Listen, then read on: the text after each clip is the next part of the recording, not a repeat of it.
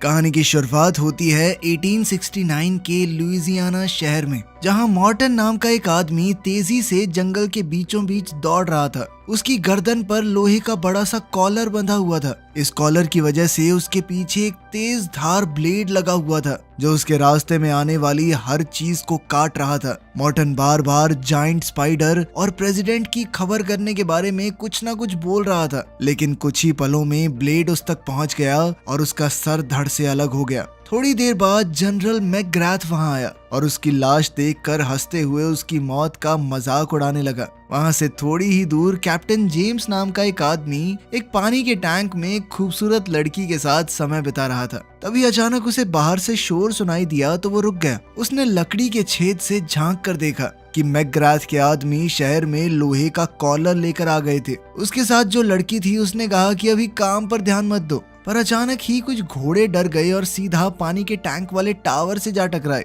जिससे जेम्स बिना कपड़ों के गुंडों के सामने आ गिरा। उसे देखकर बाकी सब उसे गालियां देने लगे तो जेम्स ने कुछ ही पलों में सबकी हड्डी पसली एक कर दी और लड़ते लड़ते कपड़े भी पहन लिए। फिर उसने जाते जाते लड़की को चूमा और रस्सी के सहारे फिसलते हुए उन गुंडों की गाड़ी में चढ़ गया। फिर उसने एक बक्सा खोला तो उसके होश उड़ गए, क्योंकि उसमें बहुत से पेट्रोल बॉम्ब्स भरे हुए थे। अब जेम्स ने अपना दिमाग लगाया और सावधानी से कूदते हुए सबसे आगे वाले घोड़े पर जा बैठा। वहीं शहर में दूसरी ओर हम मार्शल गॉर्डन को देखते हैं, जो एक महफिल में लड़की बन के मैकग्राथ के करीब आने की कोशिश कर रहा था। लेकिन जब किसी दूसरे आदमी ने उसे छूने की कोशिश की तो उसने अपनी ड्रेस में छुपे हुए एक डिवाइस से उसे जोरदार मुक्का दे मारा। आखिरकार मैकग्राथ ने सबके बीच उसे चुन ही लिया। पर तभी एक दूसरा आदमी जो उसका दीवाना हो गया था, उसने मैकग्राथ से गॉर्डन को छीनने की कोशिश की तो मैकग्राथ ने उसे सीधा गोली मार दी। वहीं दूसरी ओर घोड़े भागते हुए एक पहाड़ी के नीचे गिरने ही वाले थे कि तभी जेम्स ने उन्हें ऐन वक्त पर रोक दिया। उसने दूर से बिल्डिंग में मैकग्राथ को देखा तो वो जल्दी से बिल्डिंग पर चढ़ने लगा। उधर गॉर्डन ने मैकग्राथ को हिप्नोटाइज करके उस पर काबू कर लिया था। उसने मैकग्राथ से पूछा कि तुमने किसके कहने पर एस्कोबार नाम के उस साइंटिस्ट को अगवा किया, पर तभी अचानक उसके डिवाइस ने काम करना बंद कर दिया तो गॉर्डन ने अपना चाकू निकाल लिया। उसी पल जेम्स खिड़की तोड़कर अंदर घुस गया और मैकग्राथ पर हमला बोल दिया। जेम्स मैकग्राथ पर गोली चलाने ही वाला था कि तभी गॉर्डन ने उसे रोककर कहा कि अभी हमें इसकी जरूरत है। उसी पल मैकग्राथ मौका देखकर जेम्स को दीवार की तरफ धक्का देकर वहां से भाग गया। तभी जेम्स उसके पीछे भागा और मेन एरिया में जाकर मैकग्राथ के गुंडों से लड़ने लगा। चारों तरफ अफरा तफरी मच गई। गॉर्डन ने देखा कि कुछ लुटेरे साइंटिस्ट एस्कोबार को लेकर भाग रहे हैं तो उसने उन्हें रोका, लेकिन जेम्स गलती से उससे टकरा गया और उन दोनों में लड़ाई शुरू हो गई। इसी मौके का फायदा उठाकर सभी बदमाश वहां से भाग निकले। इसके बाद हम एक बेहद खतरनाक साइंटिस्ट डॉक्टर आर्लस को देखते हैं। उसने अपनी एक गार्ड को बिल्डिंग के लोगों के होंठ पढ़कर उनकी बातें समझाने को कहा। तब उसे पता चला कि गॉर्डन और जेम्स पुलिस वाले हैं। खैर, उनके आदमी अभी भी साइंटिस्ट एस्कोबार को किडनैप करने में कामयाब हो गए थे, जिसके बाद आर्लस ने पेट्रोल बॉम्ब से भरी हुई एक गाड़ी बिल्डिंग की तरफ धकेल दी, जिससे वहां बहुत जबरदस्त धमाका हुआ। इसके कुछ दिन बाद जेम्स को प्रेसिडेंट ऑफिस में बुलाया गया। वो जाते ही समझ गया कि ये असली प्रेसिडेंट नहीं बल्कि कोई बहरूपिया है, लेकिन उस बहरूपिये ने इस बात को मानने से इनकार कर दिया तो जेम्स ने छत पर गोली चला दी और आखिरकार उस आदमी ने असलियत बताते हुए कहा कि मैं गॉर्डन हूँ।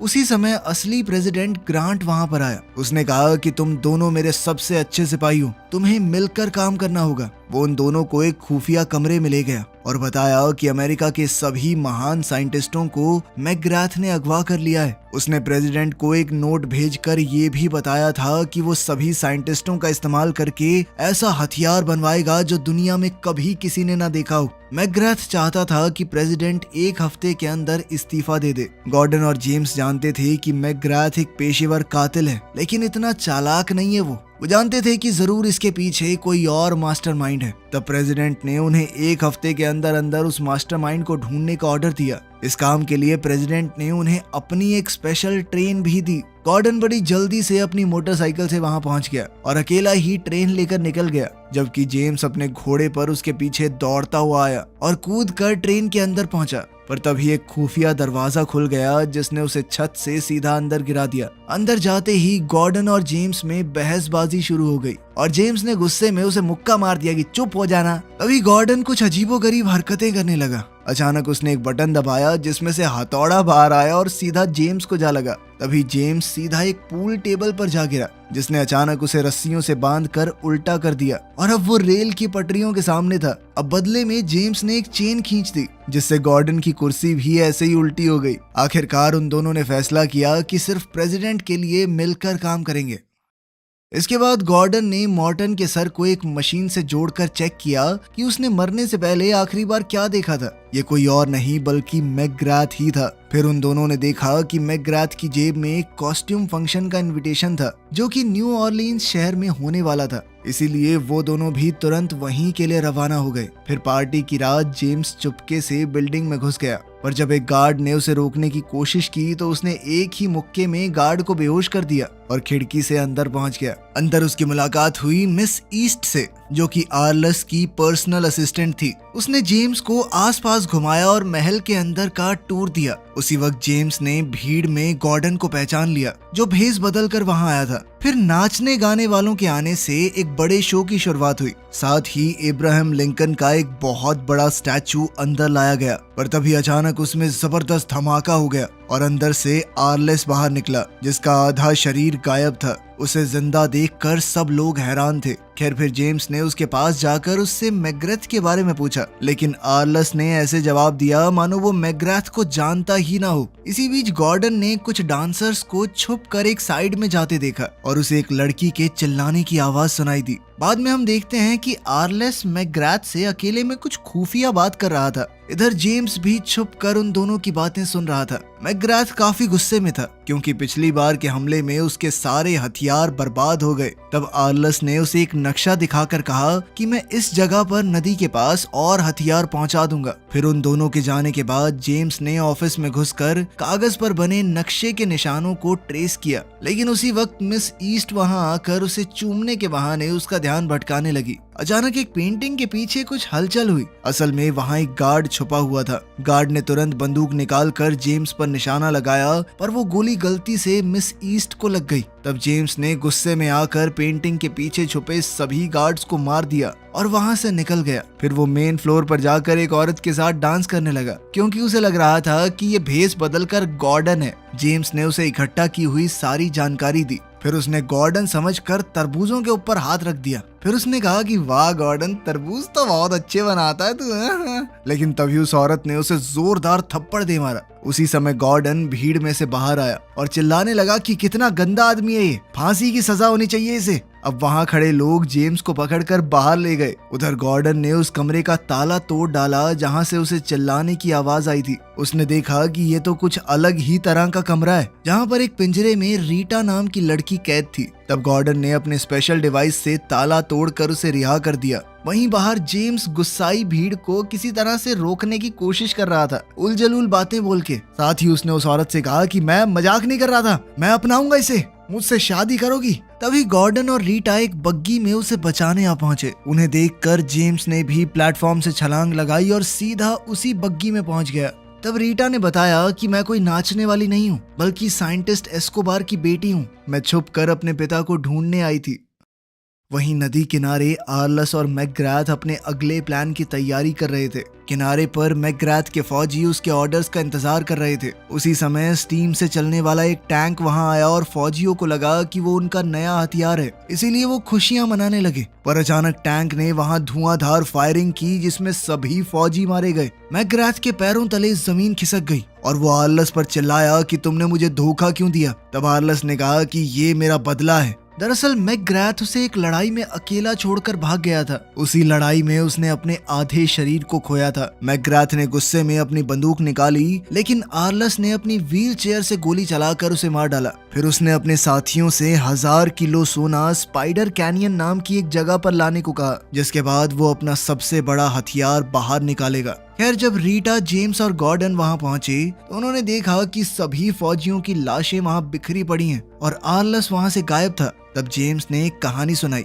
जिसके मुताबिक न्यू लिबर्टी शहर में ऐसे ही हथियार का इस्तेमाल हुआ था। वहाँ पर इसी तरह के टैंक से बुजुर्गों और बच्चों तक को मार दिया गया। तभी उन्हें पानी से आवाज आई तो पता चला कि मैकग्राथ जिंदा है। जेम्स ये मानता था कि मैकग्राथ ही न्यू लिबर्टी के हादसे का जिम्मेदार है, लेकिन मैकग्राथ ने बताया कि मुझे तो फंसाया गया है, असल में इस सब के पीछे आर्लस का हाथ है। और इतना कहते ही उसने दम तोड़ दिया। फिर रीटा ने बताया कि उसने महल में सुन लिया था कि आर्लस कहाँ जाने वाला है, पर इसका खुलासा वो तभी करेगी अगर जेम्स और गॉर्डन उसे अपने साथ ले जाएंगे। जब वो दोनों मान गए तो रीटा ने बताया कि आर्लस यूटा शहर जा रहा है, लेकिन ये सुनते ही वो दोनों ट्रेन में चढ़ गए और रीटा को वहीं छोड़ दिया। मगर रीटा ने भी हार नहीं मानी, बल्कि वो भागकर उसी जगह से अंदर घुस गई जहाँ से पहले जेम्स आया था। सुबह उठकर गॉर्डन ने देखा कि जेम्स ने अपने एक जूते में चाकू फिट कर लिया था। जल्द ही वो सब आर्लस की ट्रेन के करीब पहुंच गए, लेकिन जैसे ही वो एक टनल में घुसे तो अचानक से आर्लस की ट्रेन गायब हो गई।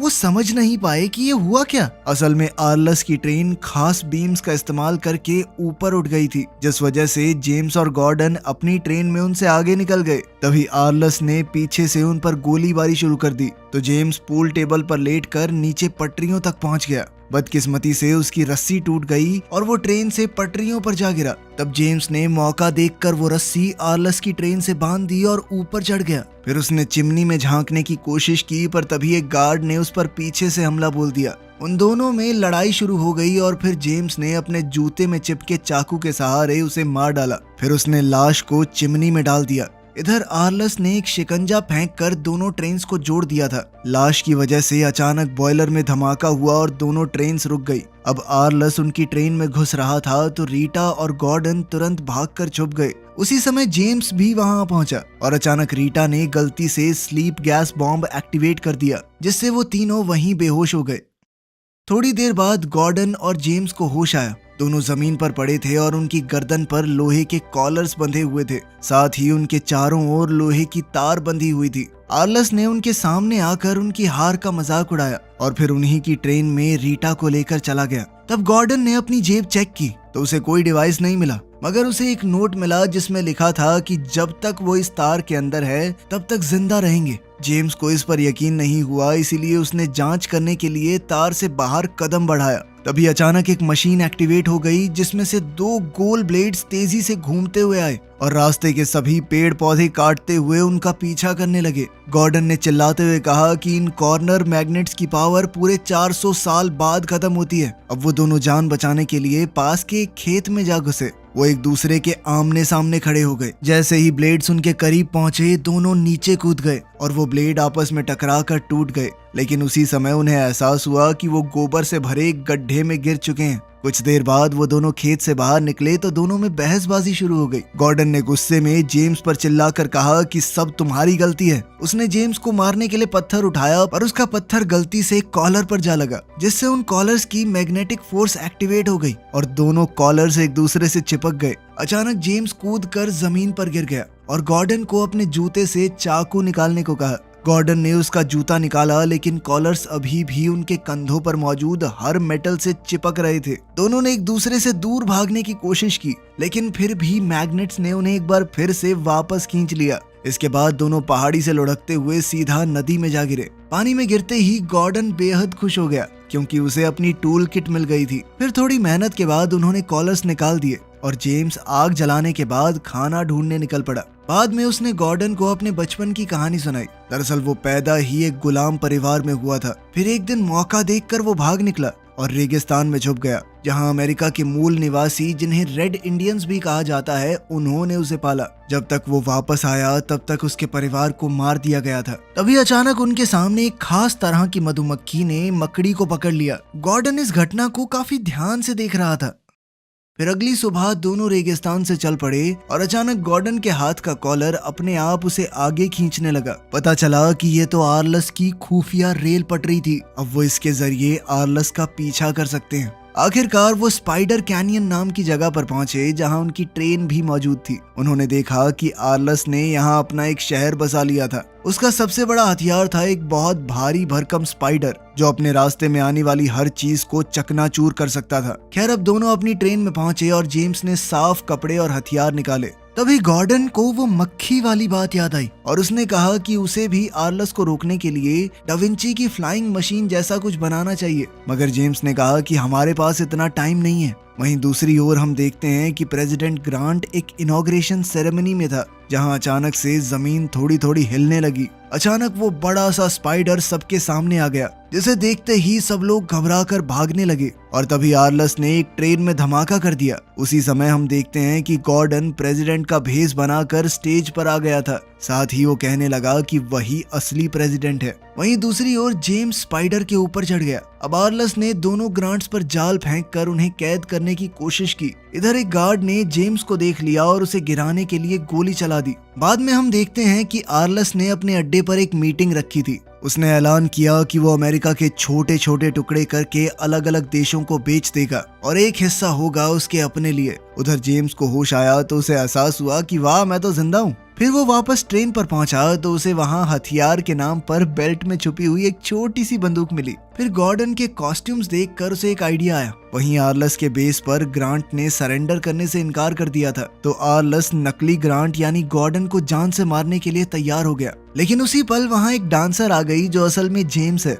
उसने अपनी अदाओं से आर्लस को लुभाया और फिर चुपके से उसकी कुर्सी से चाबियां चुरा कर गॉर्डन को दे दी। गॉर्डन ने जल्द ही खुद को रिहा कर लिया, लेकिन तभी जेम्स ने गलती से अपनी ब्रा में छुपे हुए फ्लेम थ्रोअर्स को एक्टिवेट कर दिया और वहां आग निकलने लगी। आर्लस ने तुरंत अपने आदमियों को गोली चलाने के ऑर्डर्स दिए, मगर जेम्स ने आग से उन्हें जला डाला। कॉपीराइट का चक्कर ना होता मैं गाना लगा देता, बीड़ी जलैले जिगर से पिया, जिगर में बड़ी आग है डंग डंग। खैर, अब आर्लस और उसके गार्ड्स ग्रांट को घसीटकर स्पाइडर के अंदर चले गए। जब और फौजी जेम्स की ओर बढ़ रहे थे तो उसने एक बॉम्ब फेंक कर वहां जबरदस्त धमाका कर दिया। उधर रीटा सभी साइंटिस्ट्स को रिहा करके अपने साथ एक सुरक्षित जगह पर ले आई थी। अब जेम्स को कुछ समझ नहीं आ रहा था, इसीलिए उसने गॉर्डन से कहा कि जल्दी से वो फ्लाइंग मशीन बनाओ। कुछ ही देर में गॉर्डन ने वो फ्लाइंग मशीन बना दी। जाने से पहले कंडक्टर ने उन्हें कुछ बम दिए और कहा कि वो एक पुलिस वाला है जिसे प्रेसिडेंट ने उन पर नजर रखने के लिए भेजा था। अब जेम्स और गॉर्डन उस मशीन के साथ पहाड़ी से कूद गए। एक बार को तो ऐसा लगा कि गए काम से, लेकिन जल्द ही मशीन उड़ने लगी। वहीं दूसरी ओर हम देखते हैं कि वो बड़ा सा स्पाइडर एक शहर में पहुंच चुका था, जहां आर्लस ने लोगों को मारना और बिल्डिंग्स को गिराना चालू कर दिया। वो चाहता था कि इसके दबाव में आकर प्रेसिडेंट उसकी बात मान ले, लेकिन उसी पल जेम्स और गॉर्डन अपनी फ्लाइंग मशीन में वहां पहुंचे। फिर उन्होंने हवा से बम फेंककर हमला कर दिया। उधर से आर्लस भी उन पर हमला कर रहा था और अचानक उनकी फ्लाइंग मशीन गिरकर सीधा स्पाइडर से जा टकराई, जिससे एक गार्ड तो गिर गई, मगर बदकिस्मती से बाकी गार्ड्स ने उन्हें घेर लिया और उन्हें पकड़कर आर्लस के सामने ले जाया गया। तब जेम्स ने आर्लस का मजाक उड़ाया तो आर्लस ने बटन दबाकर उसे नीचे वाले हिस्से में फेंक दिया, जहां उसे एक योद्धा का सामना करना होगा जिसके हाथ कटे हुए थे और उनकी जगह पर ब्लेड्स लगे थे। जल्द ही दो और फाइटर भी उस पर टूट पड़े, तो जेम्स ने बड़ी बहादुरी से उनका सामना किया। फिर उसने मशीन की एक चेन की मदद से ब्लेड वाले आदमी को दूर फेंक दिया।